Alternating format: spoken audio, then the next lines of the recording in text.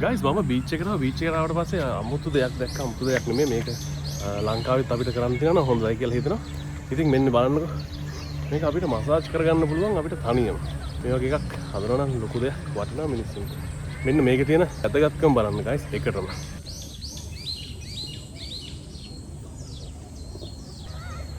මේක අරකට වඩා ටිකක් ලේසි. ඊට පස්සේ තියෙන ගයිස් ටිකක් ලොකු එකක් ඔන්න බලන්න. මේක මේ ප්‍රෙග්නන්ට් අයට තයිරොයිඩ් තියෙන කට්ටියට යන්න එපා කියලා කියනවා. මේක ඇත්තටම අපිට කොයි හරි ජොගින් පාත් එකක වගේ හදන්න තියෙනවා. ඇත්තටම හොඳයි. ඔයත් හැමදාම සපත්තු දාන කෙනෙක් නම් මේ වගේ එකකට ගියාට පාඩු නෑ ගයිස්. මේක අපිට නොමිලේම ගෙදර ඉඳලා කරගන්න පුළුවන්. මේක ඇස් වලට හොඳයි. ඔයගේ ඇඟේ තියෙන හැම පාට් එකකටම මේ මසාජ් එක හොඳයි. ඒ හරි සනීපයි. ඊළඟට තියෙන එක වෙන්න මේ. ඒක ටිකක් අමාරුයි. ලොක තමයි තියෙන්නේ. ඉතින් ඔය මොකක්ද ඒ ගැන හිතන්නේ? පල්ලෙහෙන් කමෙන්ට් එකක් දාගෙන යන්න.